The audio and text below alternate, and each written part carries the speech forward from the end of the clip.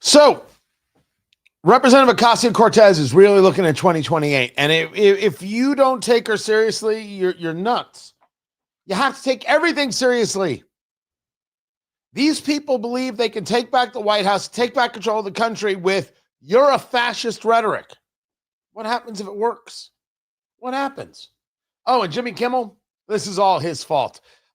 This is the Brick House Maduro. Come on, there it is. That's from J.C. Newman. It's a nice little stick. I'm Tony Katz. The show is Tony Katz today. The watch is the Quartz Chronograph from Flederman von Riest. Let's go do something dumb, shall we? Yes. Maybe better than dumb. Maybe.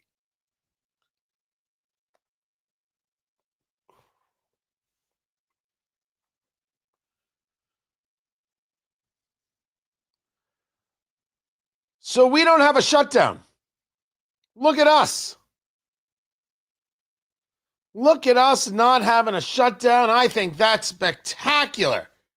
We're going to keep the government open for, I don't know, another couple months there, Speaker Johnson? In the event of a shutdown, are you open to negotiating with Schumer and Jeffries, or are you just going to wait out to see if they pass? I mean, if Chuck Schumer's negotiation is that he wants to add $1.4 trillion in new spending, the answer is heck no, we're not doing that. And we're not going to pay for health care for illegal aliens. That's against the law. We're not doing that.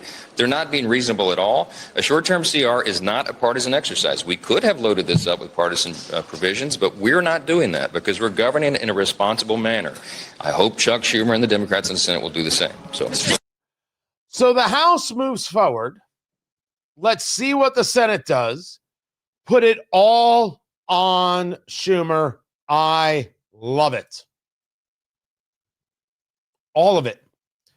Because Schumer's on his way out, whether he knows it or not, which is why Ocasio-Cortez feels very, very good about the future, whether that be Senate or 1600 Pennsylvania Avenue. Tony Katz today. What are you doing? 833-468-8669. 833-GOT-TONY. That's how you get to be a part of the show. Grab your cigar. I've got a Brick House Maduro here. It is very, very enjoyable. I'm happy to see the movement.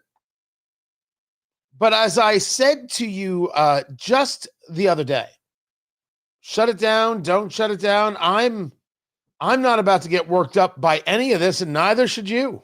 We're trying to operate in good faith here. Now, Chuck Schumer and the Democrats issued a counteroffer, and the counteroffer is filled with poison pills and partisan demands that will break the system down, and Chuck Schumer knows that. He's trying to force, for example, and everybody at home needs to understand what Chuck Schumer is trying to do, is force $1.4 trillion in additional spending on the American people, a spending hike on a very short-term continuing resolution to keep the government open. He also wants to make sure, he wants to reinstate health care to be provided free by American taxpayers for illegal aliens. We're not going to do that either.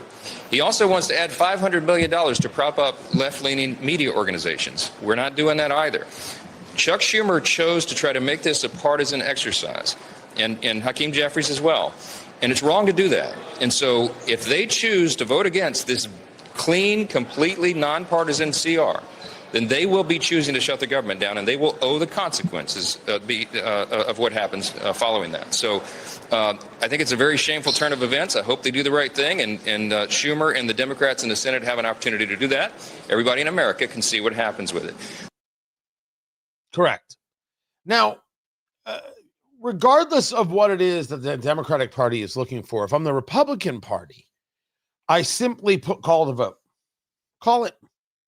Let them vote against it and then say, you shut down the government. Don't do anything else. They shut down the government.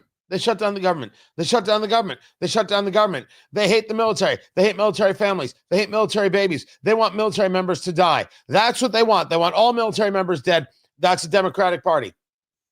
And you take that with you in to the election of 2026. You take it into the midterms. You take it all the way to victory. Yes, pure politics. Brazen and all the rest. That's what you do. Thomas Massey voted against this bill, and so did Victoria Spartz, full disclosure, my member of Congress. Victoria Spartz is a very unique person. We have a very lovely relationship. But she is just odd. But a Democrat did come over, Jared Golden of Maine, and that passes the legislation. So for those of you playing the home game, the House passed a bipartisan continuing resolution. See how we do that? That's how we do that. The Republicans worked with Democrats to create something that could get itself to the Senate. Now, that's a far cry from the 58 Democrats who voted no on a resolution honoring the life and legacy of Charlie Kirk. What a very odd thing to do. Peculiar and strange. A vote of 310 to 58. Why would you vote against this? Hakeem Jeffries voted in favor of it. Catherine Clark, who is the Democrat whip, and the caucus chairman, Pete Aguilar of California, all voted for it. But no, not progressives. Would it have really hurt? Would it? Well, certainly if you're committed to calling Charlie Kirk a white supremacist, if you're committed to calling him this Nazi and this fascist, and he never said something worthwhile a day in his life, and everything he's done is hateful, well, then okay. I get it. You can't bring yourself to do it. Which brings us to Representative Ocasio-Cortez. Now, I have not heard this yet in its entirety, but I wanted to share it with you. I figured we could experience it together. When we talk about this continuing resolution, I'm having a conversation purely and completely about the politics. 10,000% about the politics. Nothing but the politics. I don't like continuing resolutions. I'd like to see a freaking budget already. Can we all be grown-ups? That would be fantastic. That would be a joy. Terrific. That would be dreamy. If we could just see the budget already and have ourselves not in continuing resolutions, but actually have a plan. That would be magnificent. But we don't have that. We're not getting that. We're not close to that. So we have to deal with what we have to deal with. And what we have to deal with is continuing resolutions. This is the politics of the thing. Well, then go about winning the politics of the thing. Get it done. Have the Democrats take the blame for it. Ta-da. I mean, that's the plan, right? I'm a consultant now. Where's my, $200,000 a month for giving that world-class advice? When you are looking at a resolution to honor Charlie Kirk, you ask yourself, is this really worth opposing? Is it really worth being objecting to? Could have just voted present. But no, you're going to vote no. You vote no because of the politics of the thing.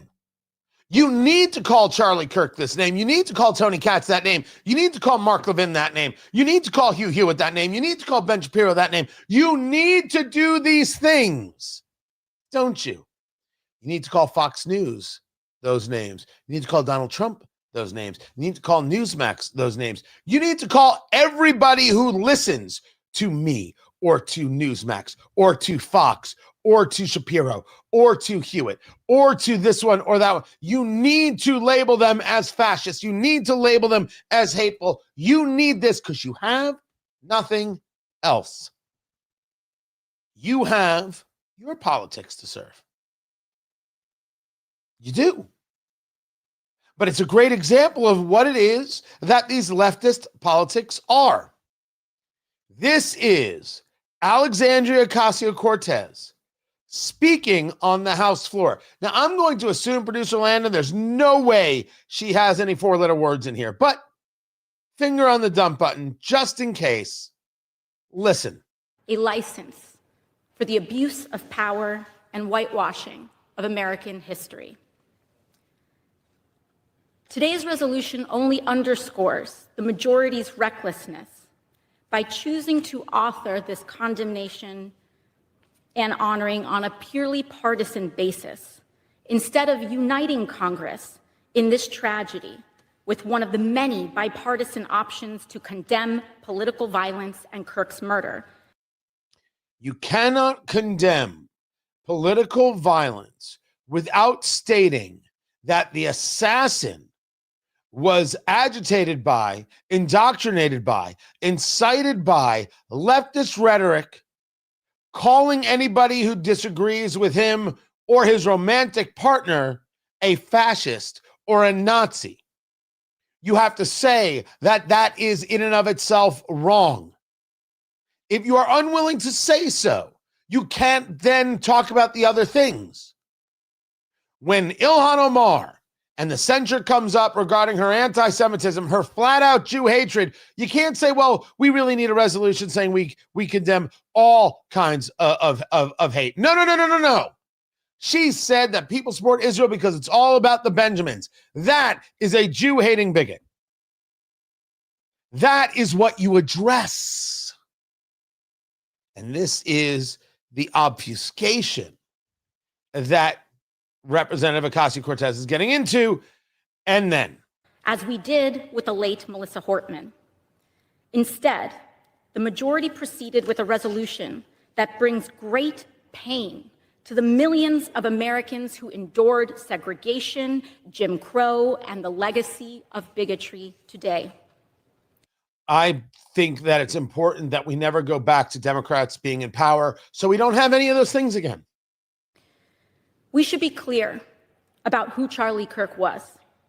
A man who believed that the Civil Rights Act that granted Black Americans the right to vote was a mistake. Who, after the violent attack on Paul Pelosi, claimed that, quote, some amazing patriot, unquote, should bail out his brutal assailant. And accused Jews of controlling, quote, not just the colleges, it's the nonprofits, it's the movies, it's Hollywood, it's all of it. No one has been more problematic to Jews than Democrats. Not Charlie Kirk. You can argue he said things you didn't like. I don't make any statement to somehow how you can't bring something up. But you don't get to talk, Representative Ocasio-Cortez, about Jews considering your side of the aisle, and you celebrate the release of Mahmoud Khalil. That Jew-hating bigot. You side with Ilhan Omar and Rashida Tlaib. Who are you talking to? Do you not think we see you? The Democratic Party has accepted and supported the Jew-hating bigotry going on for years now. I am asked a question repeatedly. This wasn't my plan. I'm asked a question repeatedly. Why are Jews liberals? Being Jewish myself, I get asked this question a lot, and there is no good answer. Some people say that it comes as an original thesis of a fear of the cross, right? You have these people who have been persecuted. The Christians persecuted them, so they not only try and hide from that so they're not hurt, but then they support the underdog who are also being abused, and therefore they can gain friendships and relationships and maybe protection through that. That's a concept. Larry Greenfield can far better engage elucidation on that. Then, as my brother, the good Dr. Katz, and I have discussed, there's the concept of something called Bubby think. Bubby is the term for grandmother. Your grandmother came to this country in the 30s, the 40s, the 50s. She didn't know any better. She was escaping Lord only knows what. She got to New York, and they said, hey, here's a job, and here's benefits. And all you got to do is sign this card, and all of a sudden she was a communist, or she was a member of the union. She didn't actually know what it meant. But she knew that she had a job and she knew she had benefits, and okay, this is good. And 3 generations later, 2 generations later, 4 generations later, whatever it may be, these people still think like their grandmother. Their grandmother can't drive. You wouldn't trust your grandmother with an iPhone, yet somehow you listen to her when it comes to politics? Well, that's the way we've always been, and that's the way we'll always be. Well, then you are always fools. You're wrong. My people, the so-called smart ones. It's madness. Voting for absolutely their own destruction. Absolutely. And yes, Friendships have been ended over it, and it stinks to high heaven. People unfriending me. I don't know about you. My guy ain't perfect, but he supports my right to exist and doesn't think I should be pushed around on a college campus. And Alexandria Ocasio-Cortez hangs around with the people who do the pushing and then says Charlie Kirk was the problem. Oh, honey. Honey. Unquote. His rhetoric and beliefs were ignorant, uneducated, and sought to disenfranchise millions of Americans. And that quote, kids, is going to get played in every single Republican district by every single Republican running for office. This is what she said about Charlie Kirk. It's going to be followed up by every time she didn't know the answer to anything. Every time she went, and I quote, "Nah." That's what's going to happen. That's what you're going to see. She said this. She couldn't just vote present. No. She had to go after the dead guy because her political future depended on it. In case you didn't know what you were up against, that is the kind of thing you're up against. I'm Tony Katz. This is Tony Katz Today.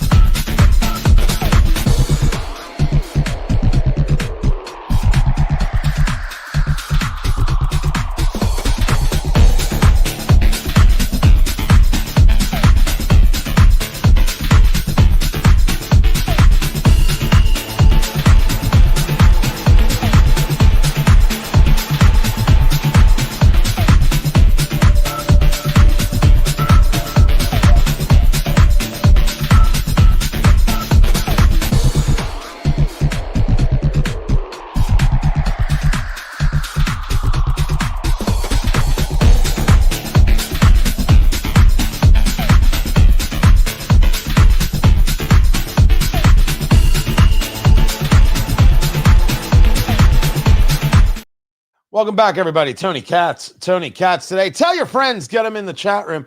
Let me go to some of these comments here.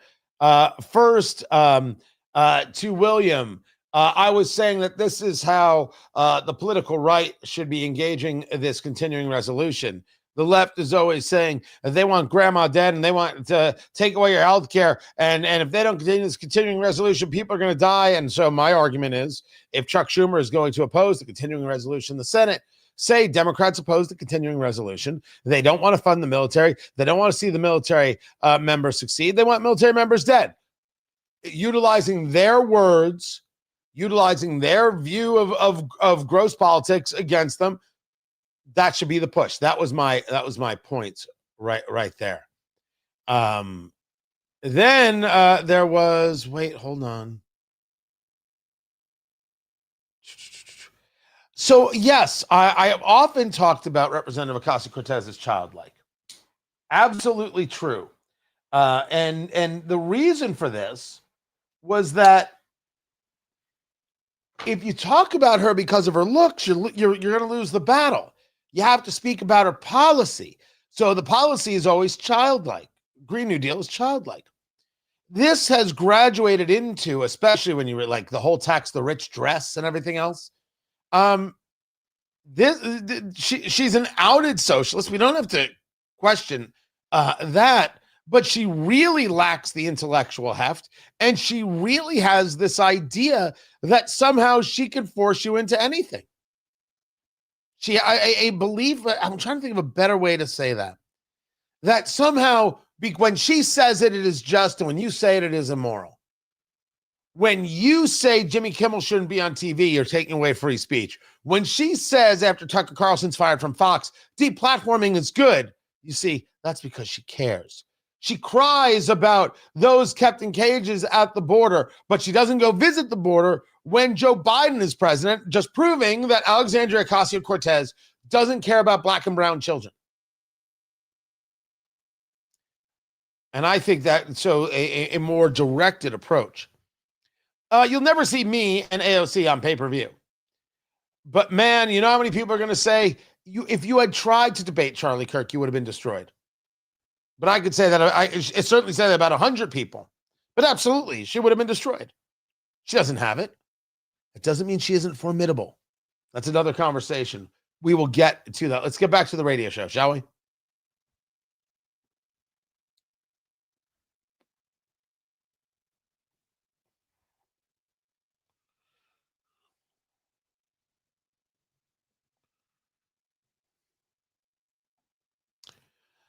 CDC panel voting to push back the MMR vaccine recommendation.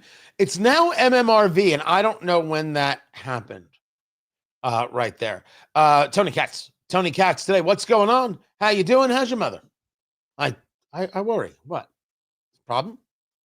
Find everything I do over at TonyKatz.com. The live stream happening on YouTube, Tony Katz. You've got on Twitter X, Tony Katz, Facebook, Tony Katz Radio. Come be a part of it. The CDC's Advisory Committee on Immunization Practices, ACIP, they voted on 3 questions. The panel was asked to consider whether the mumps, measles, rubella, varicella vaccine, that's the other V part. I always knew it as MMR.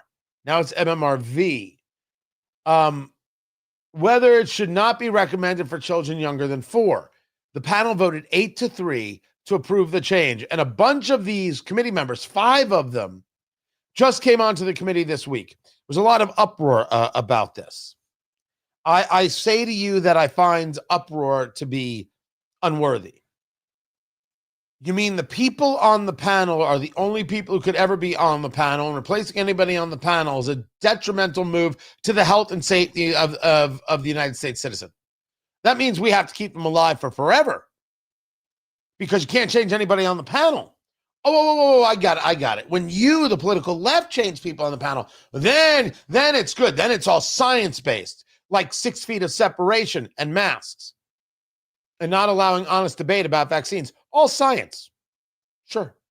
Gotcha. By saying that you can't have crowds gathering and you can't say goodbye to your grandfather when he is dying all alone because COVID, but a couple thousand people can hold a riot because of George Floyd because that's healthy. Tell me more about your science, if you would. But the change is not something that concerns me. What concerns me is this push about being anti-vaccine. I'm not telling you have to do anything. I'm telling you that we as a society have been pretty dang healthy because of vaccines. Not everything has worked perfectly. Not everything is 100%.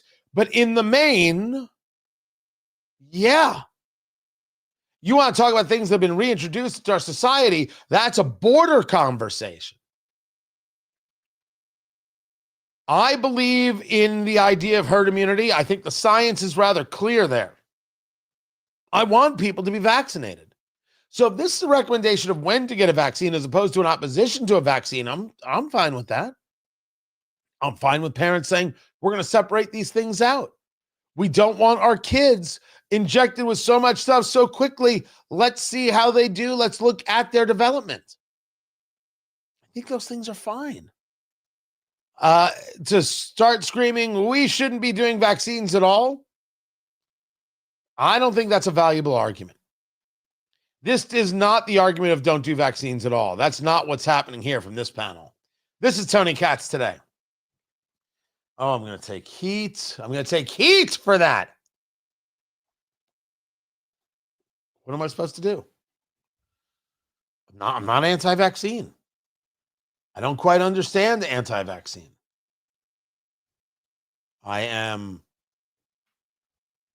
What I am in favor of is people being able to make choices, engage decisions. This is the stuff that matters. It's exactly where we should be. Meanwhile, to you in the comments, what was that right there? Okay, that's what that was. We're gonna get into Jimmy Kimmel. Oh, James. Oh, JK.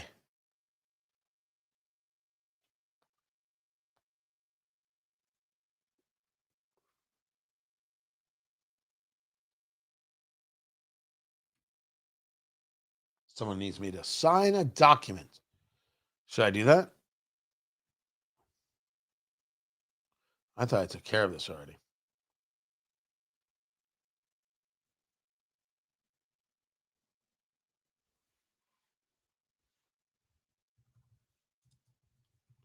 Forgive me, guys. I'm actually doing some work.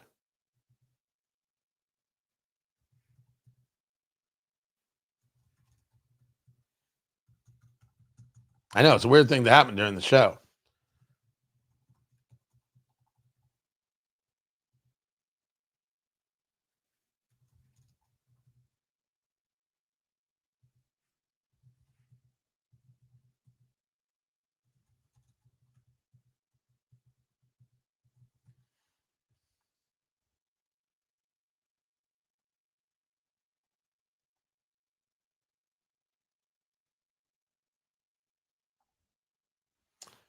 All right. I think I did it.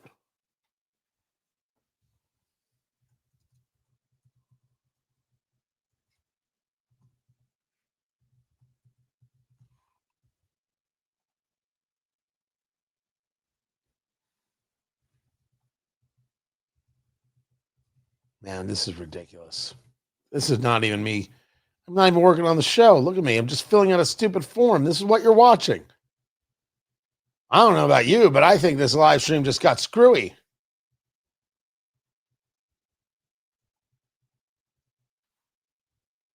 There we go. No, I haven't gotten a Splenda contract yet. Bunch of nonsense. Kelly comes on yesterday. Hey, you should be hanging out with Splenda and you should be drinking this coffee and doing this. And you know what? No one has approached me. It's nonsense. Bunch of hooey. I could be drinking Java House coffee right now. No, there was no gift cards involved. What the hell? What? No, there were no gift cards.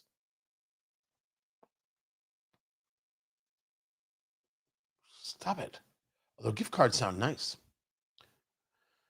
I will take a gift card. All right, let's talk about Jimmy Kimmel, who did this to himself.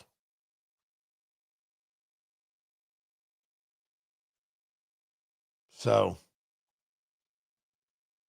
I just want to be clear. Did this to himself. Apologizing for nothing. He's not. I'm not. Let's get back to the show. Let's do something silly.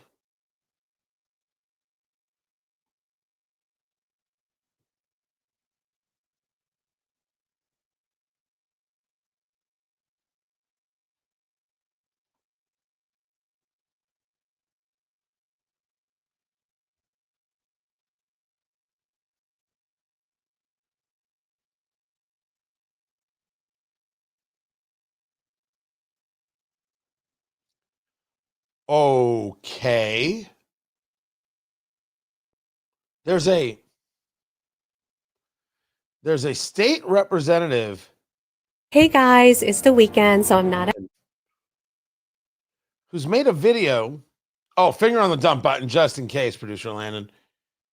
And I'm going to play it to the point I can't if this is right. She's talking about Republicans and soup. At work, but being a nya, I'm always ready for any battle against Republicans. What's a nya, you say? It's being a good, loyal daughter-in-law and wife that Republicans pretend to want but have no respect for. A woman who knows how to cook, clean, and take care of herself and her babies all at the same time, always looking flawless because you never know who's going to knock on the door or show up unannounced like that. What? It's at this moment, she's already had, she's making soup and she's going after Republicans. And she's putting in vegetables and she's salting and she was cutting some, I guess, scallions from the garden. And then she pulls out a chicken. from the neck, like the head is still there, and throws it on the table and then pulls out a knife. I'm not playing what's next. So I just for the sake of clarity, toning down the rhetoric is you cutting the head off of a chicken on video. I'm not, you want me to play the rest? I'll play the rest, but I will not play the video on the live stream. No, I won't do it. Tony Katz today.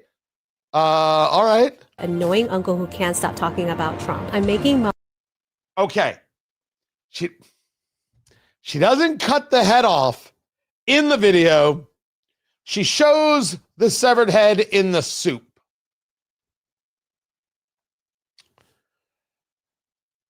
Oh, I'm sorry. Did you think that we were going to be toning down the rhetoric in America? We are 9 days removed from the assassination of Charlie Kirk. We are just a couple of months removed from the killing of a Minnesota State Representative Melissa Hortman and her husband, and the almost killing, the shooting of another state rep, which people seem to forget about. We are just a little over a year removed from the assassination attempt on Donald Trump. They're still calling the political right fascists. They're still calling the political right Nazis. And now it's, hey, let me show you how to make a soup while I talk about Republicans. And it says right there, like the text, slay ancient Hmong chicken soup recipe and Republicans with me.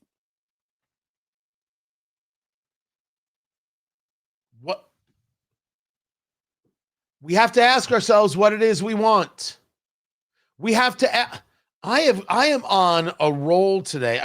There's sometimes like the show gets into themes. I don't mean for it to, but there's this thing that just starts happening in how these stories connect. And I'm a big believer in the connect the dots.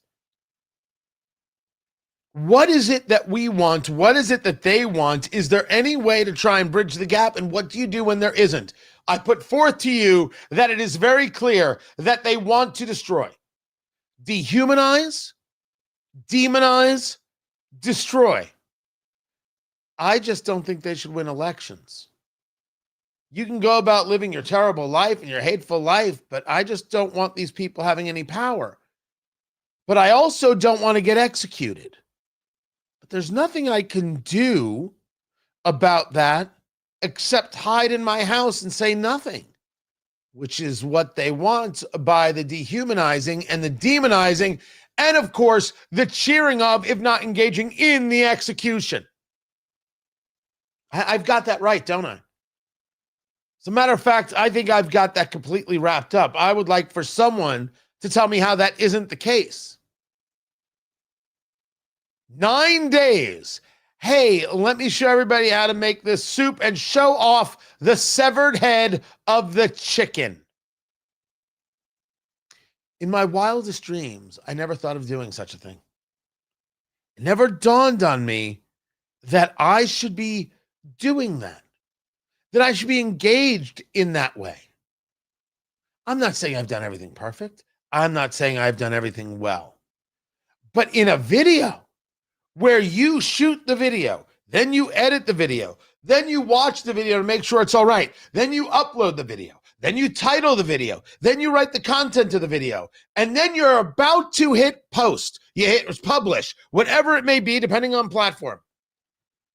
All of those steps up to that moment, you never asked yourself, is this a good idea?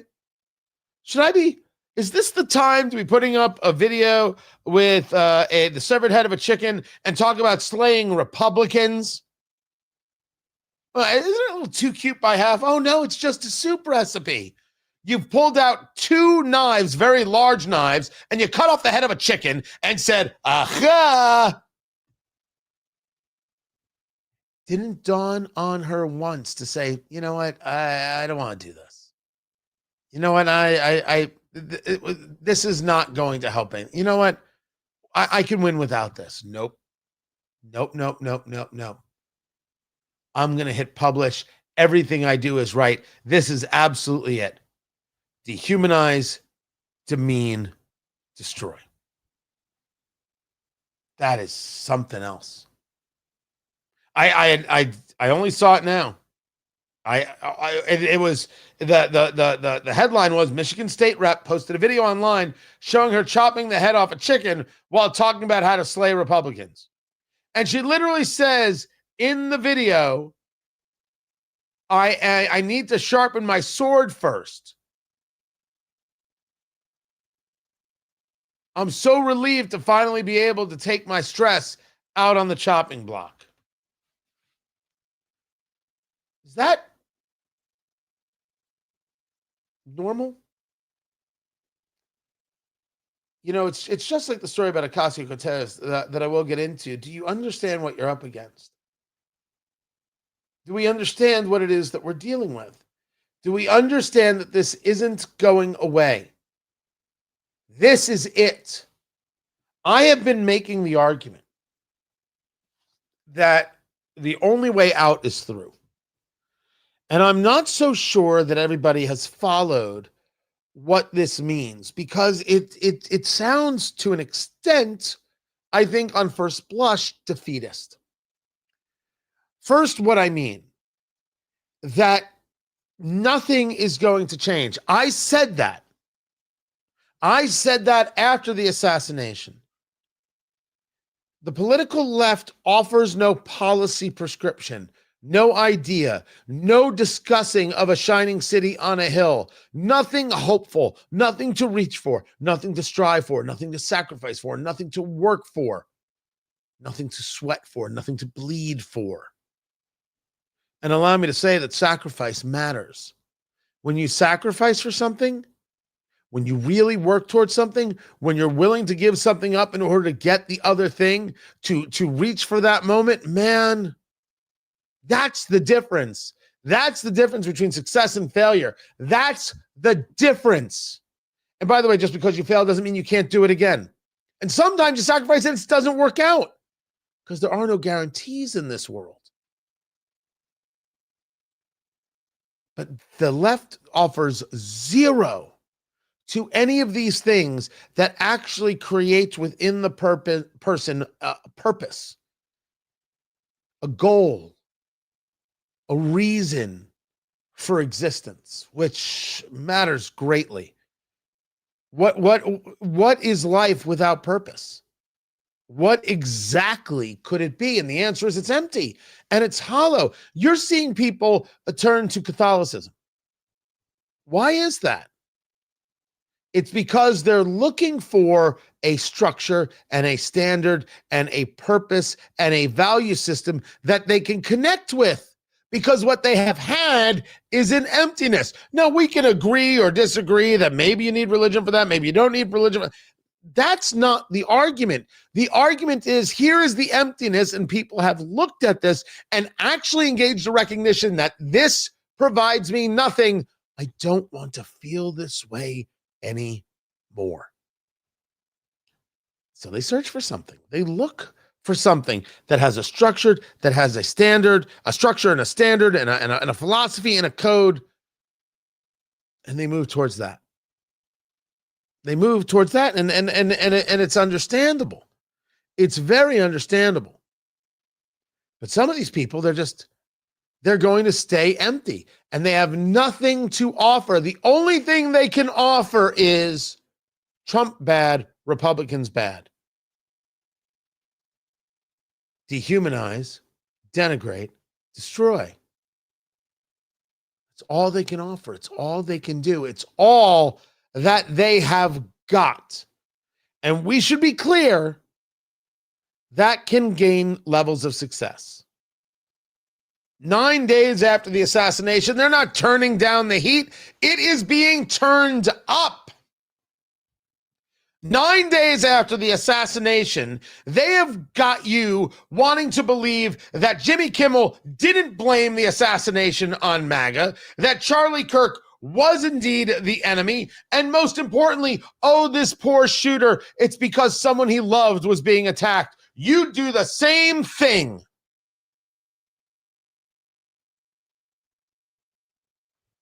Broken. And, Evan Sayet, who wrote The Kindergarten of Eden, who wrote maybe the most widely read article in the history of Town Hall, he fights. And if you've never seen his original speech, going back to 2007, 2008, called Regurgitating the Apple, which is a spectacular talk to heritage. Evan Sayed explains that the left is 100% diametrically opposed to the truth. They are as wrong can be. That everything is a manipulation. Everything is a perversion. It might not be true of your neighbor who sees things differently than you. But from these elected officials, whether it's Ocasio-Cortez, I just played, this state rep in Michigan, what we're seeing from the social media chattering classes, you're not seeing a turning down of the heat. You're seeing it turned up. You're seeing de facto the left saying, hey, Trump, Kirk, do it again. No, I'm not being hyperbolic when I say it. I'm just looking at the data and coming to its natural conclusion. I'm Tony Katz. This is Tony Katz Today.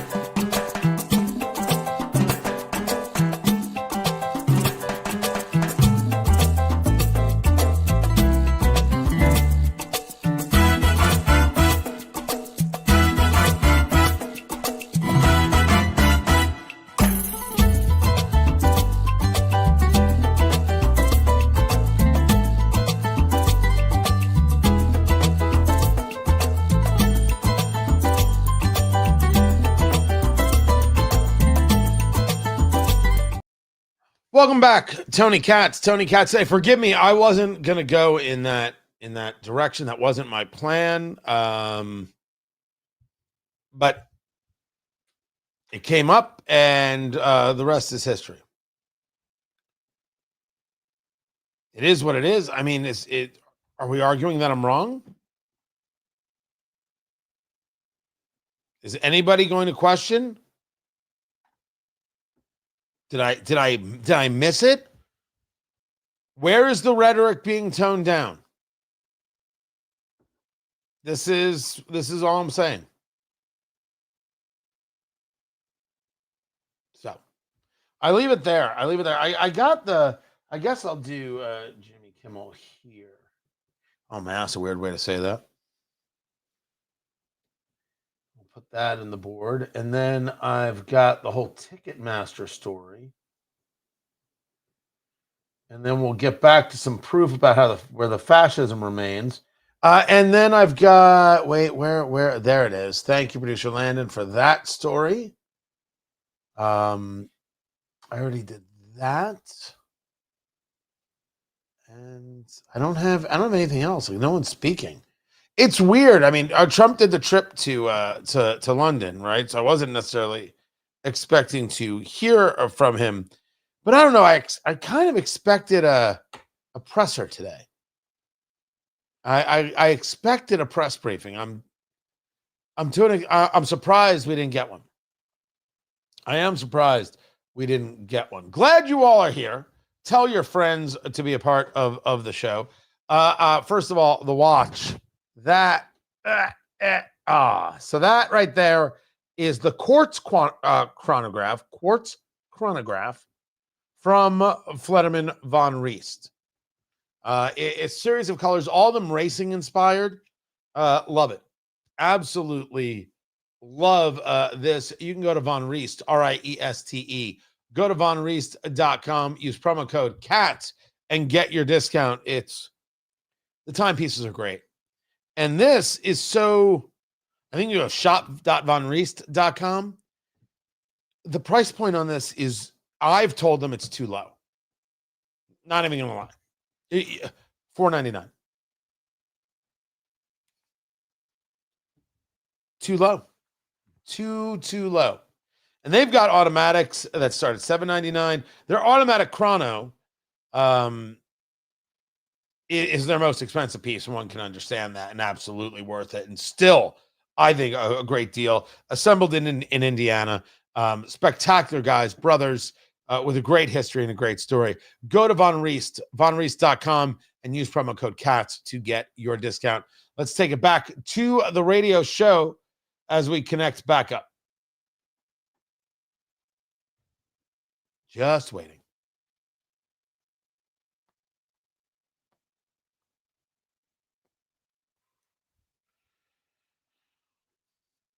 Netflix is going to make a bid for Warner Brothers. Oh, I can see that. They're not buying the studio. I mean, they can utilize studio space anywhere and might get a small advantage of that. I would think if I understand a little bit about Netflix, that the plan is not to care about that. Their plan would be to buy the catalog. Wouldn't that make more sense? Buy the entire Warner Brothers catalog, and therefore you have, look at all this content that you have to be able to put out there, and these what levels of franchises would you be able to create in a move against Disney? Even though you're so much smaller than Disney, it is hard to comprehend. Now, Paramount is also looking at Warner Brothers. So Paramount has an all-cash deal that they're putting out there for Warner Brothers. Remember, Paramount just did the whole thing with Skydance and everything else. And now you've got Netflix considering a bid for all the assets. Content matters. Monetizable content is good. And when you're talking about film, you're talking about evergreen content, as opposed to what I create here, which is really more day of, week of, month of kind of content. Much harder to do. Well, I shouldn't say that. Making a movie ain't necessarily easy. Their business is more lucrative. Oh, yeah. Oh, then my business? Yeah. I mean, my business is fine. I'm just saying. Tony, did you just compare yourself to Warner Brothers? No, I did not. Interesting, though. Interesting stuff. There's no expectation that the Warner Brothers stock will move much beyond $19 a share. And the word on the street is that Apple nor Amazon will go for all of Warner Brothers. So you could get it broken up into pieces. So Warner Brothers as a name wouldn't exist. I don't know how that one works either. But it is interesting because for those of us who are not Netflix, we're deciding, do we want Netflix? Do we want Paramount? Do we want Hulu? Do we want this? Do Too many streaming services, too much cost, and we have to make decisions. We're not going to be able to see every show. That's just reality. At this rate, all of these streaming services are going to push us back to cable. This is Tony Katz Today. Find everything at TonyKatz.com. So here we are. Thank you. Thank you. We will not be eclipsing Warner Brothers. No. But, if we could triple what we're doing here, I'd smile a little. One of those. So here's the story, guys. The radio show is in break. We will take the break. We'll come back. We'll get into the Jimmy Kimmel conversation and your thoughts as well. I'm glad you're here. I greatly, greatly appreciate it. Hang loose. We'll be back.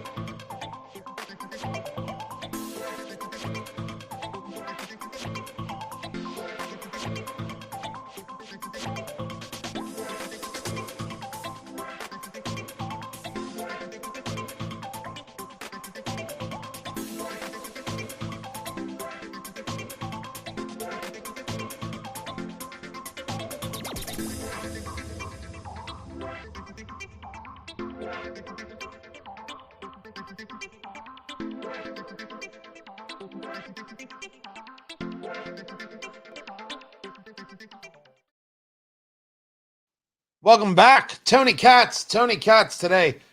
Good to be with you. This right here, the Brick House Maduro. I'm starting to think maybe I've got a small humidification issue.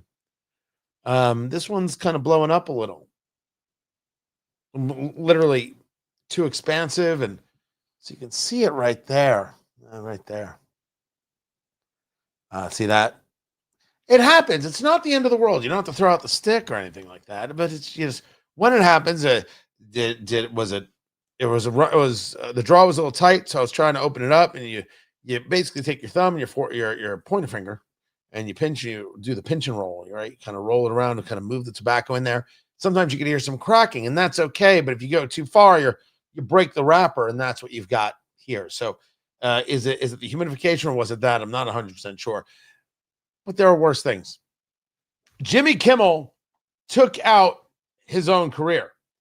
However, there are reports that maybe, just maybe, it won't last. Is ABC already looking for ways to bring him back? That is the story coming up. Appreciate the support. By the way, we are moving to the Substack. We're moving away from the whole Rumble world. We are moving to the Substack because there's going to be so much cool stuff, so much easier to do. TonyKatz.substack.com. The show sheet is going to be there. There's going to be other videos going on, more live things there. It's so much easier, so much more intuitive and enjoyable for people. And we can build out, I think best build out the email list that way. So happy to have made the move and just about done. And starting, I think it'll be next week. Everything will be at the Substack. So TonyKatz.substack.com. If you go to TonyKatz.com, it will get you there starting on, I think on Monday is what that'll be. So join up. Appreciate that. Start a radio show.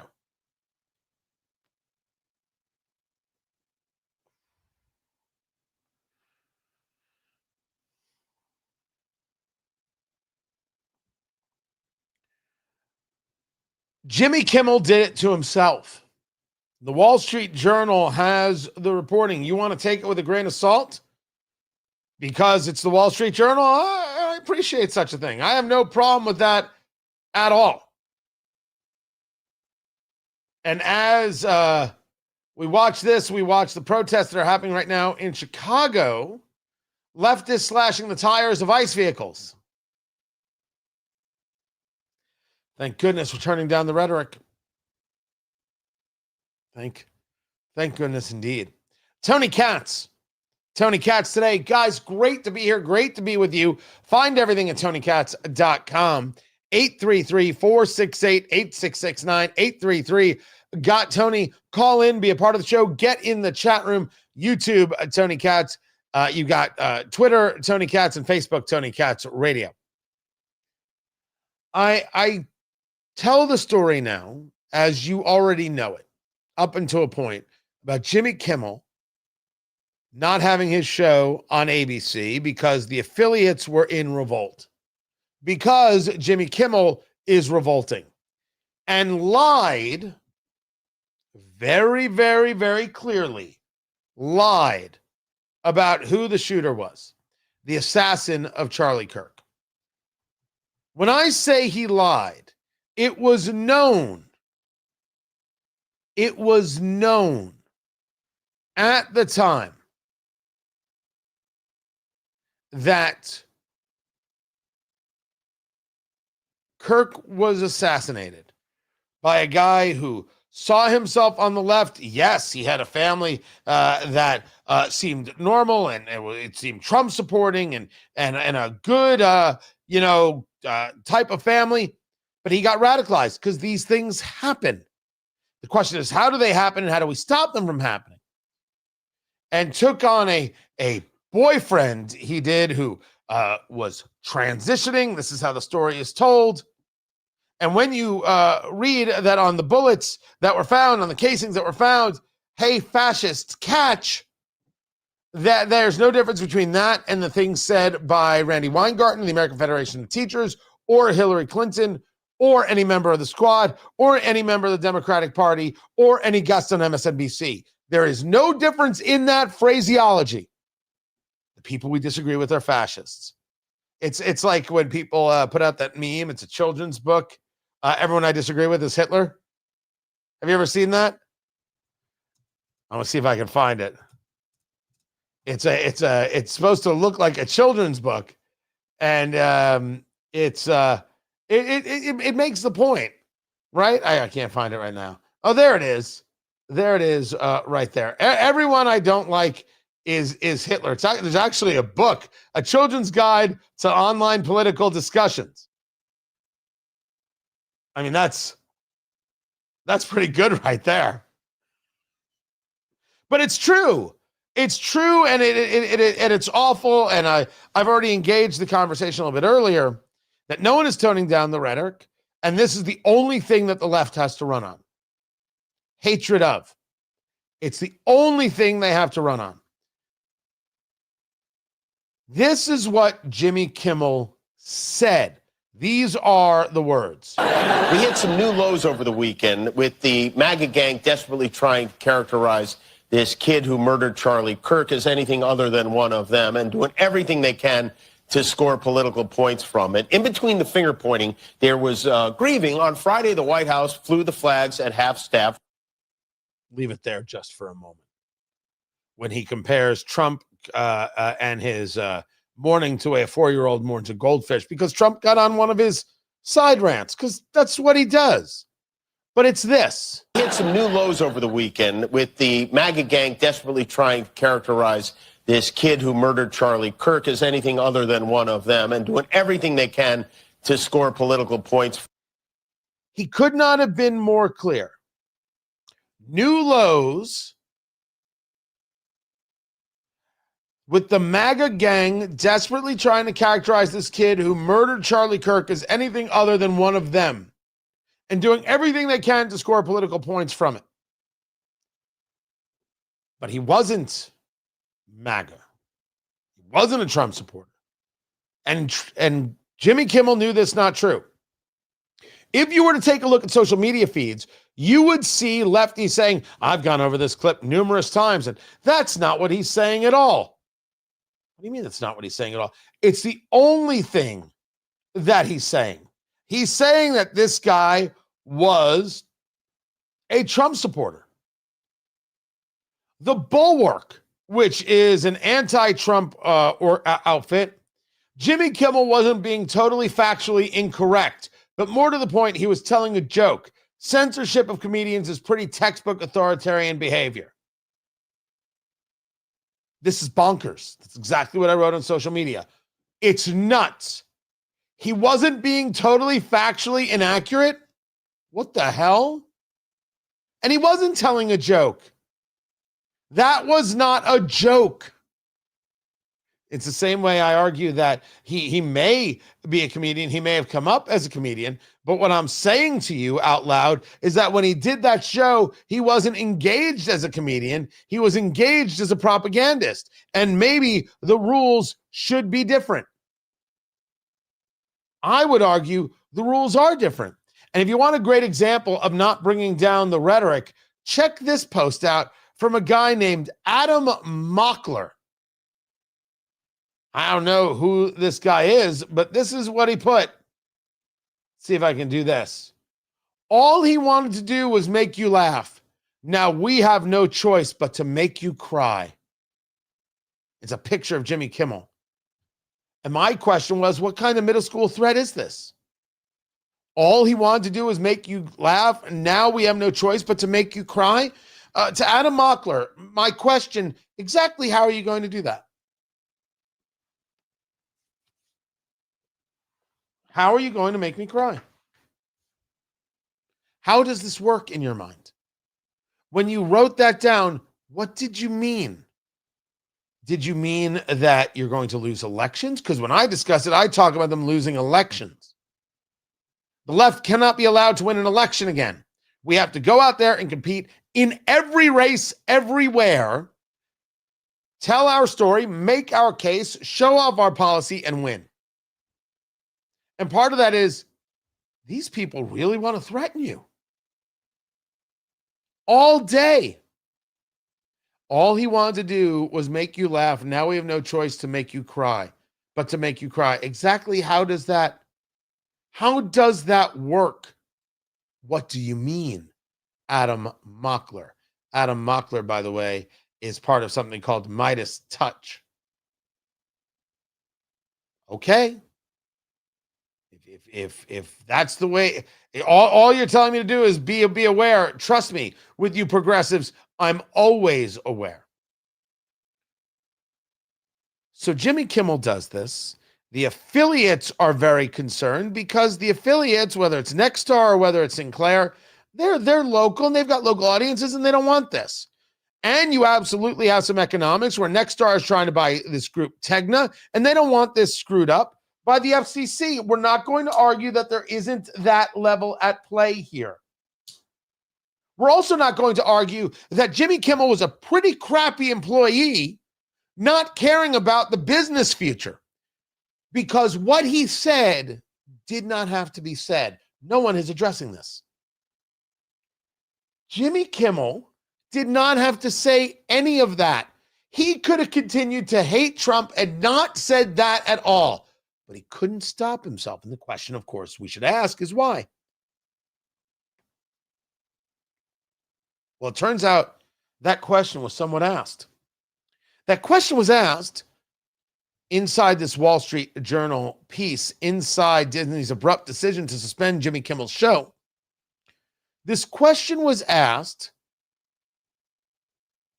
by Dana Walden, co-chairman of Disney Entertainment, because before the show Wednesday night, before all this went down, and it's interesting, I was on Newsmax with Carl Higbie, and we were talking about just this because Kimmel had been mocking Carl Higbie for something he said on his show. And I actually referred to Jimmy Kimmel as Jimmy Blackface Kimmel because, you know, he did that. And literally minutes later, we learned that Kimmel was out. And I wasn't on the air at the time. So Dana Walden, the co-chairman of Disney Entertainment, reaches out to Jimmy Kimmel. Jimmy, James, Jimbo, Jimmerino. So we've got this problem, man. Some of the affiliates are not happy. Sinclair, Nexstar, we're talking about more than 60 local ABC stations. They're not happy, man. Talk to me about your plan. What is it that you're going to do? You're going to come on tonight. What is it that you're going to say? Jimmy, I don't want to edit you. I need to know what's going to go on here. I need to know what you're going to say because I need to know how to deal with these affiliates. What's going to happen? So what had happened in the conversation, of course, happened between the two of them. What is believed to have happened is that Kimmel said that he was planning to say that his words were being purposely twisted by some members of MAGA. No apology was planned. No, hey, I really shouldn't have said that was planned. But rather, look at those terrible MAGA people noticing what I said. And of course, you know I didn't say that, even though we just heard it and he said it. His plan, Jimmy Kimmel's master plan, was to quadruple down because Jimmy Kimmel did not care about the stations, didn't care about the advertisers, didn't care about their money, didn't care about their future. No, Jimmy Kimmel cared about Jimmy Kimmel being Jimmy Kimmel, and he's going to Jimmy Kimmel himself all over the Jimmy Kimmel place. I'm important. I'm Jimmy Kimmel. I host the Oscars. I'm Jimmy Kimmel. This is my parking spot. This is my Porsche. I'm Jimmy Kimmel. Everybody says, yes, Mr. Kimmel. No, Mr. Kimmel. Right away, Mr. Kimmel. Oh, you're so funny, Mr. Kimmel. Oh, my gosh. Didn't you know that I was Jimmy Kimmel? I'm extremely important, Jimmy Kimmel. And he believed it. Never believe your own hype, kids. Never believe your own hype. And so after that conversation, after hearing that, Dana Walden gathered the executive team. She gathered the senior executives and said, this is going to be a problem. They discussed staff safety, according to the Wall Street Journal, including threatening emails to the staff on Kimmel's show. Don't threaten the staff. It's ridiculous. Don't send death threats. It's just dopey as can be. Don't threaten violence. Don't do that. They were concerned. So she got the team together and they called Bob Iger, the chief executive over at Disney. And that's when they decided, Dana Walden, Bob Iger, they decided to take Jimmy Kimmel off the air. It wasn't Brendan Carr. It was Iger and Walden. Jimmy Kimmel did this to himself. Jimmy Kimmel so believed that Jimmy Kimmel should be able to say anything that he never once asked, wait, isn't there something bigger than me out here? What about these people? What about the responsibility I have to them? Nope. Didn't care. And I would argue still doesn't care. Still doesn't care. Supposedly he's livid. Okay, you're livid. That's fine. You be livid. And then you have people going out there like what's his name? Oh, the guy who's gonna, there he is.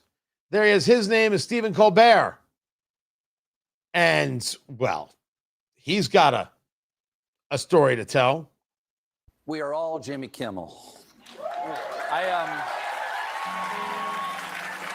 I think the correct answer, Stephen, is, oh, no, we're not. We're not all Jimmy Kimmel. Not all of us lie. Not all of us believe in our own self-importance. Not all of us don't care about the people we work with and the responsibilities we have to those people. We're not all Jimmy Kimmel. We're not.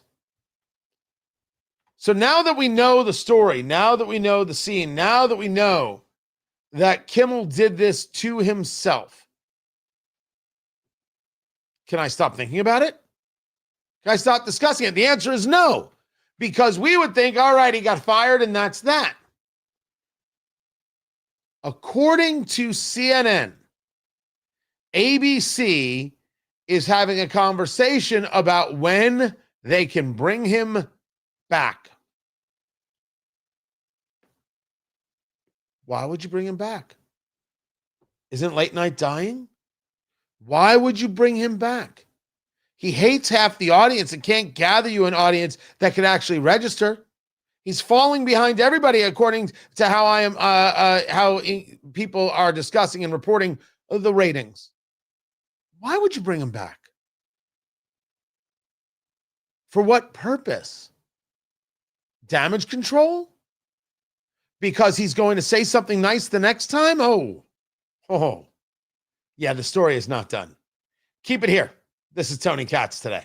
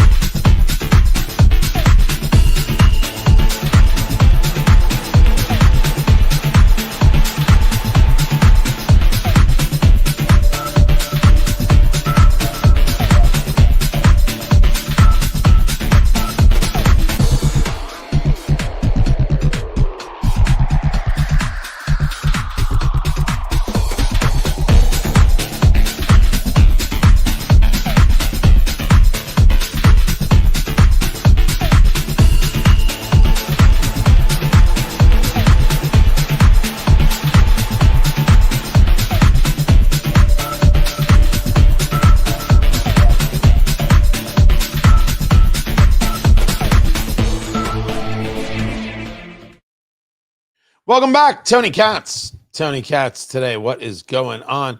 Anything I missed? Any subjects you want me to talk about that I have not yet? Let me know in the chat, whether you're on YouTube / Tony Katz, Facebook, Tony Katz Radio, Twitter X, Tony Katz. I'm happy to do it.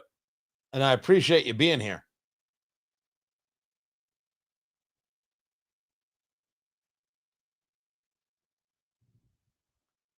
Let's see where else we are, what else we've got.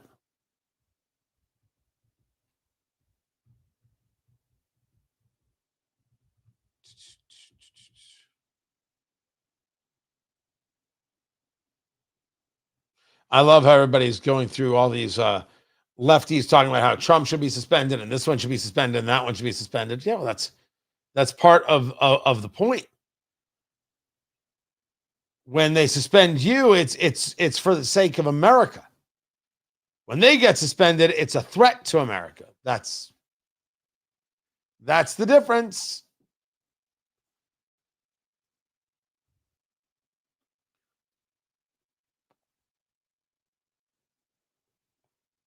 Excellent.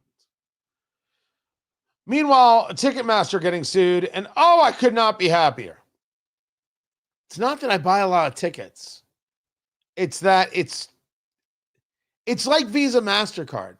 The stranglehold is insane. No, I'm not. I am not in favor of it. Not in the slightest. What's that? The fees are crazy.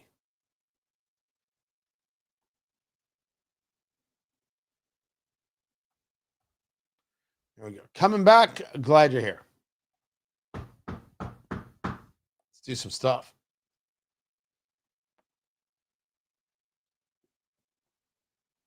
Brickhouse Maduro.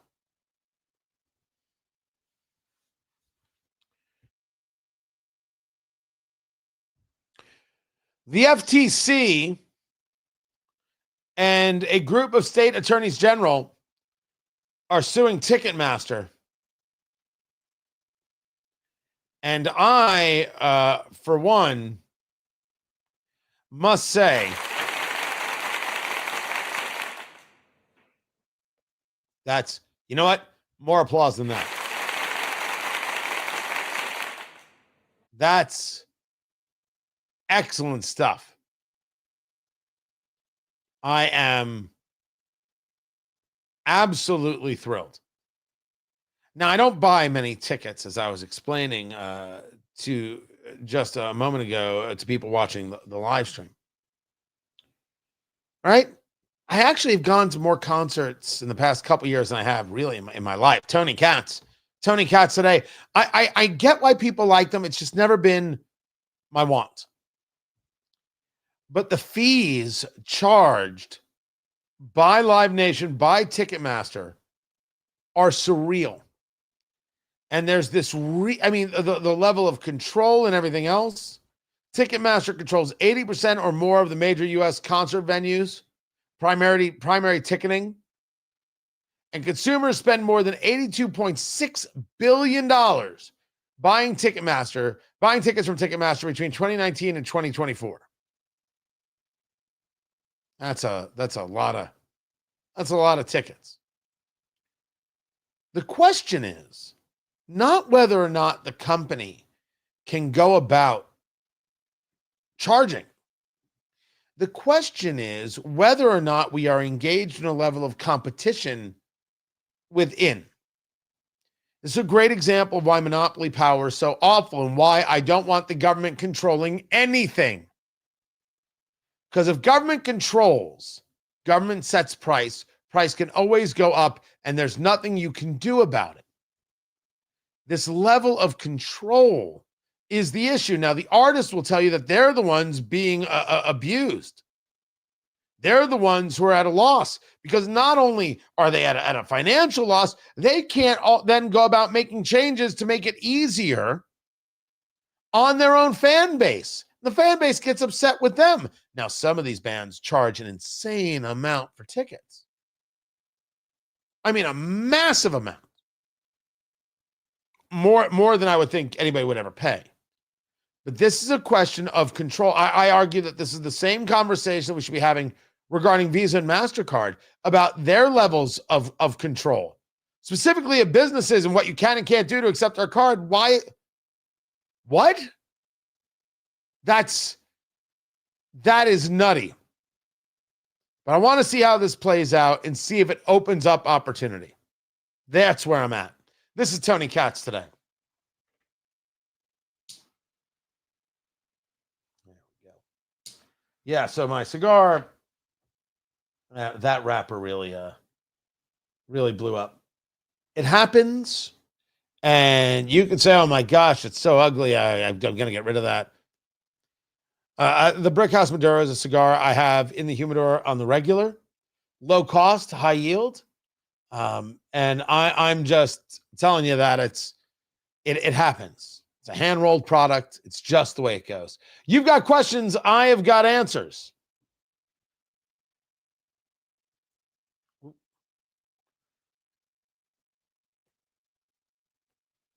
Producer Landon wants to know what's the most expensive ticket I have ever purchased. That's a good question. I don't know. What was a concert was it Billy Joel Sting? Right, that just happened. That was a great show before Billy Joel got sick, and I certainly hope he's okay. Billy Joel was great. Sting was spectacularly good. I recently saw Men at Work, Christopher Cross and Toto. Oh, it was Yacht Rock Joy. But other people got us those tickets, and it was very kind of them. But that was because we were pretty close. So you spent $150 for Morgan Wallen? Did he paint your house?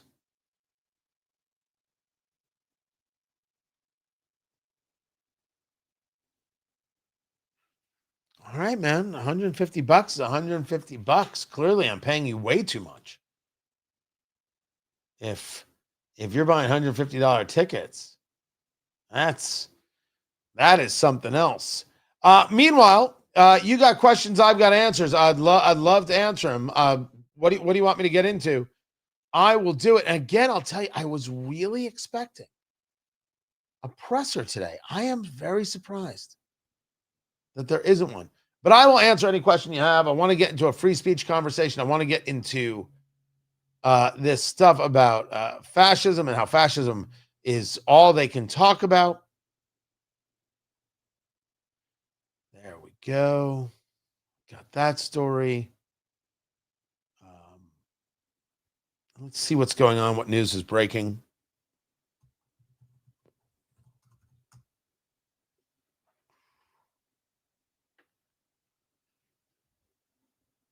Let's see.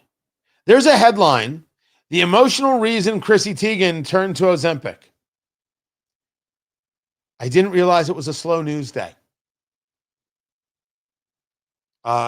Two things. Certainly, I think Chrissy Teigen has been very, very hateful in her commentaries.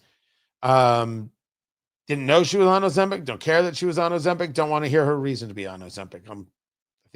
I think I'm good. Now, maybe there's a story there within. Someone will have to tell me, and then I'll pay attention. Right now, yes, skip it. Elected officials arrested in New York. I've got that story as well. But you tell me, kids, what do you want me chatting about? By the way, yes, indeed. It wasn't really Men at Work. It was Colin Hay and his band doing Men at Work songs. Colin Hay still can hit it. Still can hit the notes. He was spectacular.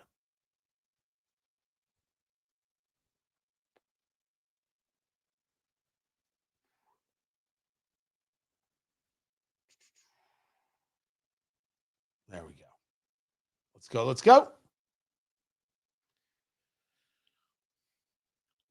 House of Representatives, they pass the bill to avoid a government shutdown. Now it's up to the Senate. And if Chuck Schumer, who leads the Democrats very badly, by the way, If he wants to push to not vote for this continuing resolution, let it be said that he hates the military, doesn't care what happens to military families who won't get paid. He wants to shut down the country. He's an obstructionist, and it's all Chuck Schumer's fault. It's all the Democrats' fault. Let's remember that going into the midterms. Don't worry, we'll remind you. Just like that. Tony Katz today. What's going on, everybody? 217 to 212 was the vote. You had two Republicans voting nay. One of those was Thomas Massey. I, for one, am shocked. The other one is Victoria Spartz from the 5th District of Indiana. Full disclosure, it's my member of Congress. What are you doing? Too much spending? Your team can't put together a budget. You can't. You're not going to get me to disagree that we're spending too much. You can't get me to disagree with that. But the issue here was CR and not budget in and of itself. And what you have to do is go about winning elections and creating a much greater majority so you can move some of these things through. The CR is because of what's going on in the Senate. Let's go get 63 seats in the Senate, and then let's do some real cutting. It's not that I don't want to do the cutting. I want the cutting to happen right now. Please don't confuse the two things that I'm saying. I'm dealing with the reality. And the reality is that voting against this didn't help. It didn't win. A Democrat, Jared Golden, I believe his name is, of Maine, came over and voted with the Republicans. So you can at least say this was a bipartisan piece of legislation, a bipartisan continuing resolution. And the politics dictate that you have to say Chuck Schumer wants to shut down the country. Why does Chuck Schumer hate America? Now, I know Chuck Schumer hates America because I've seen him try and make a cheeseburger. And if you don't remember the photo, there was a picture of him saying, hey, happy 4th of July from me, your Senator, Chuck Schumer. He always does that. It's just so horrific. I'm sorry. I have to suffer through it. You have to suffer through it. We're in this together. Dang it. Don't you forget it. Never forget how much I love you, boo-boo. Never, ever forget. But there's this video, hey, happy 4th of July, and he's standing on his balcony or wherever it is, his apartment, who knows, and he's making a cheeseburger. The patty is on the grill. The patty is raw. The piece of cheese is on it. Now, let's say you're only a casual griller. You're not out there every weekend making things. No. You're casual. In the history of making a burger on a grill, have you ever put the cheese on the burger patty before it was mostly cooked?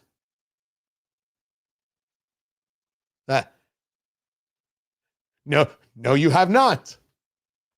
Nor has America. Everything's a fraud. It's like Tim Walz. Hey, look at me. I'm hunting. And I just bought all this gear from Cabela's. The gear was so clean, he was glowing. Because Tim Walz's problem was he wasn't white enough. Pin it all on Schumer. Take the political victory. That's the only thing you've got right now. The only thing. And then there was this, that elected officials have been arrested during ICE protests in New York. A public advocate and a bunch of others, including the comptroller, were trying to gain access to the 10th floor of something called 26 Federal Plaza, where they say that federal immigration officials have, as the reporting goes, inhumanely and illegally detained thousands of immigrant New Yorkers. Stop. On the 10th floor of a building, there are thousands of illegal immigrants being detained. That's one big building. That's like data center big. And also, no, they don't call them illegal immigrants. They just say immigrants because they never are honest about the issue of illegal immigration. Never, ever, ever, ever. This afternoon, writes the Office of the Public Advocate, I faced arrest alongside dozens of New Yorkers in a nonviolent civil disobedience to demand oversight of ICE's inhumane detention practices. Even under this creeping authoritarianism regime, not authoritarian regime, authoritarianism regime.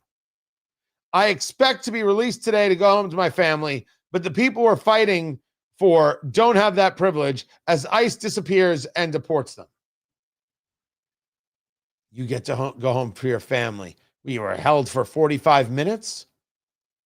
What are you going to say? They didn't even give me water. It's play acting. Something that I will get into coming up. But understand, as we discuss, there is no turning down the temperature. Trump authoritarian, Trump fascist, Republican authoritarian, Republican fascist. It's about turning it up because this is all they have. Democrats raise alarm about Trump's crackdown on free speech, calling it fascism. Let us engage a couple of important points here that are worthy. The firing of Jimmy Kimmel is not an attack on free speech. Jimmy Kimmel is not entitled to a television show. I am not entitled to a radio show. No one is entitled to, except life, liberty, and the pursuit of happiness and the rights that belong to them by nature and nature's God. That's a pretty basic concept. We should always remember that. There is a station that I'm contracted with. There's a syndication deal I have with other stations. It's a deal. The deal doesn't work out anymore. Well, then I'm done. Or maybe I've dropped that station for another station, which I'm not dropping any stations. I have fantastic affiliates, and thank you. Thank you. By the way, Jimmy Kimmel, that's how you do it. Thank you, affiliates. Thank you. The free speech conversation comes into play if we think that government should be playing a role. There was a story about the senator from Wyoming, Cynthia. Oh gosh, what is her last name? I can't remember her last name. I'm going to figure it out. And she stated that she was long a believer, of course, in free speech. But with the way things are happening now, she's not so sure. And the story came from Semaphore. Kimmel's suspension prompts free speech Republicans to reconsider their boundaries. I'm like, well, that's an ugly headline. What exactly is being stated in that headline? Cynthia Lumins, Lummins, saying that an FCC license, it's not a right, it's really a privilege. That is true. You're not guaranteed an FCC license. And in our world today, the FCC takes care of things that are broadcast. Cable news, online, these don't have those rules and regulations. And the comment was, under normal times and normal circumstances, I tend to think that the First Amendment should always be sort of the ultimate right, and that there should be almost no checks and balances on it. I don't feel that way anymore. And she continues, I feel like something's changed culturally. And I think that there needs to be some cognizance that things have changed. We just can't let people call each other those kinds of insane things and then be surprised when politicians get shot and the death threats they are receiving and then trying to get extra money for security. Wow, there's a lot you just wrote in there or put in there, Senator Lumins. But allow me to correct you. And when I say correct you, I mean it. Under normal times and normal circumstances, What were the normal times and what were the normal circumstances that you were referring to? If I take a look at the First Amendment to the United States Constitution, Congress shall make no law respecting an establishment of religion or the prohibiting of, Congress shall make no law respecting an establishment of religion or prohibiting the free exercise thereof, or abridging the freedom of speech or of the press, or the right of the people peacefully to assemble and to petition the government for a redress of grievances. When that was written, they were in a fight with King George, the most massive military the world had at that moment. And they were fighting with pitchforks. And they said, free speech. You're telling me the moment now is all of a sudden so perilous and so fraught? Could we at least argue that the moment is equally as perilous and fraught, if we're even going to say that? One of the reasons I'm a conservative and not a progressive, not a populist, is that there has to be a standard that we adhere to, and the standard is the First Amendment. The issue is not what is being said. The issue is how people are responding to what is being said. The issue is not the gun. The issue is the people out there who say, I don't like what's happening, and I'm going to go do harm to them and damage to them because of what they're saying. Millions of law-abiding gun owners, and people want to say, well, the problem is the gun. It's not. It's the people. The problem isn't the First Amendment. The problem is the people who want to react to it with violence. Senator, what the hell are you doing? Has something changed culturally? Yes, which means something has to be fixed culturally, and that doesn't mean the removal of rights. Not now, not ever. And if it means voting you out, bah, Felicia, you gotta go. The Constitution has to remain. And any argument that starts with, well, we've got this problem, so what we have to do is have less rights, to protect the people. It was Franklin who said, those willing to give up liberty for security will get none and deserve neither. It's the paraphrase. Yup.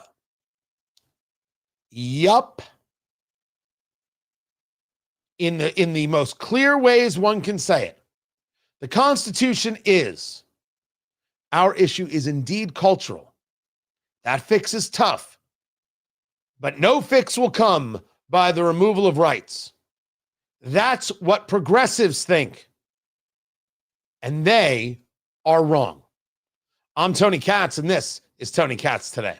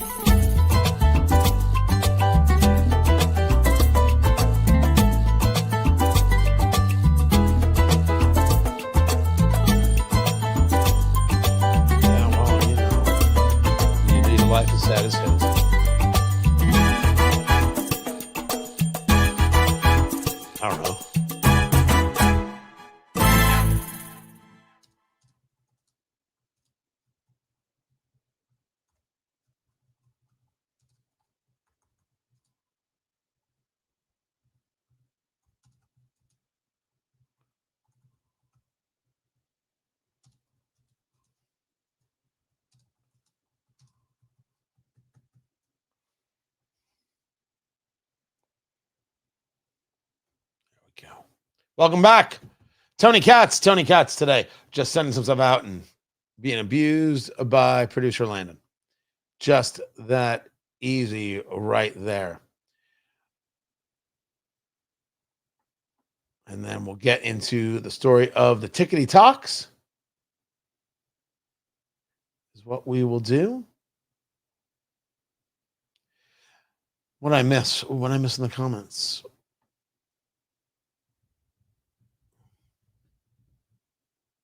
And that's the point, Dave. Was November 22nd, 1963, different times from now, the assassination of John F. Kennedy. And that's the point. That they're always different times. We don't get rid of rights because they're different times. It's different times, and that's why we shouldn't have the Second Amendment, because they were talking about muskets. If they could have had AR-15s, they would have had them. And by the way, they would have developed things better than the AR-15 for actually going to war with. Because that's what we did. Because the AR-15 is not a weapon of war. Thank you, Cleveland. Good night.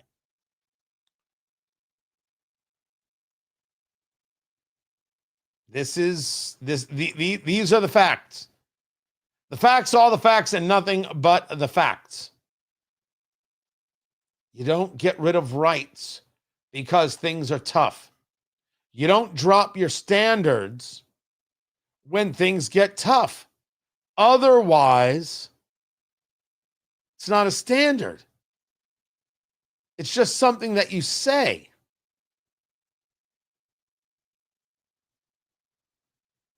It's just some talking point. And that is not what we're supposed to be about. That is not what we should be about.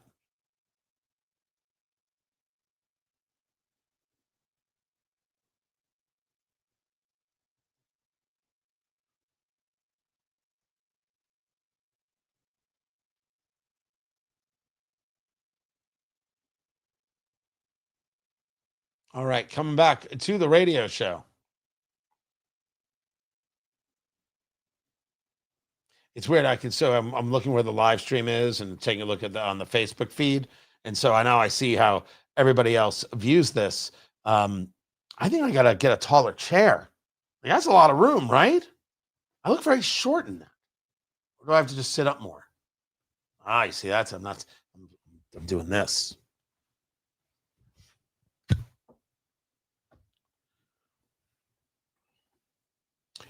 President Trump and Xi Jinping had themselves they had a chat.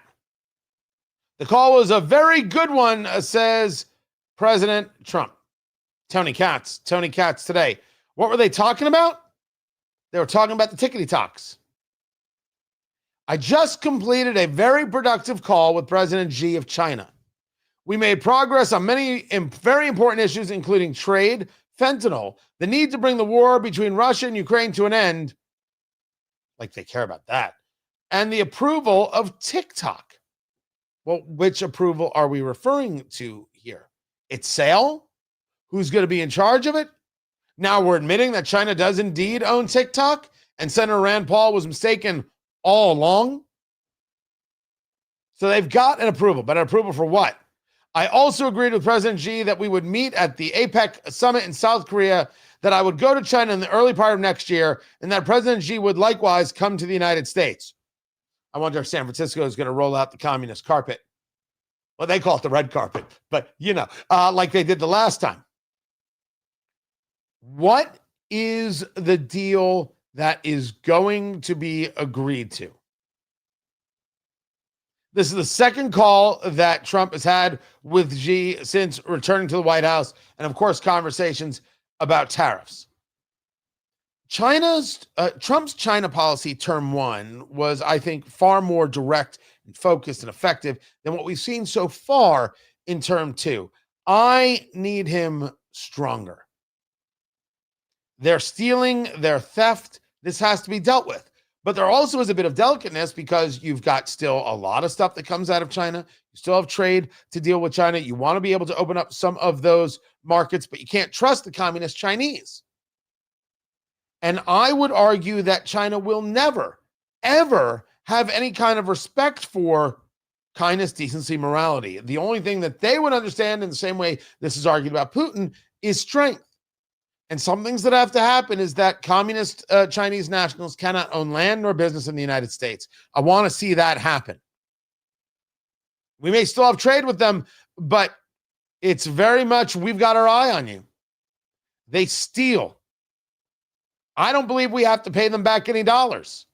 Whatever we borrowed from them, they got back in intellectual property theft and, of course, the killing of U.S. citizens via COVID. The debt is paid. We're done. These are things that I would like to see. But as for the TikTok deal, I don't know what it is. But if China still owns any part of it, it's a terrible deal. We will find out. More to get to. This is Tony Katz Today. You guys are fantastic. Terrific. I love that you are here, and I love that you go to Defiance Beef and get yourself a cow. I'm telling you, the beef is fantastic. Fantastic. The steaks, the ribeyes, the strips, the tenderloins, the ground beef, aged 21 days. It is just so sensational, so outrageously tender, grills up so perfectly. You're going to love it. Go to defiancebeef.com. Use promo code EATDRINKSMOKE and get $150 off your order. defiancebeef.com. Go. Place the order. Clear out that chest freezer or go buy one because you're going to need it. Quarter cow, half cow, the whole thing. All butchered to your specifications. How thick do you want those steaks? Everything. They'll take care of it for you. And then it all comes vacuum packed, shipped, frozen directly to your door. Age 21 days, butchered, boom, right there to you. Delicious. You are going to love it. And you're going to save so much money. Compared to supermarket pricing these days, goodness, that stuff is nuts. You guys are appreciated very, very much. I'm back on Monday. Go to the Substack and get on there and start subscribing and being part of that. TonyKatz.substack.com. Soon to be just TonyKatz.com, as everything will move over there. Appreciate you so very much. Thanks for making the live stream as good as it is and getting better all the time. You can also listen to WIBC.com. I should always say that. You can go. The show continues at WIBC.com. Be sure to check that out. You'll listen to it live. And I will catch you guys on Monday. Take care.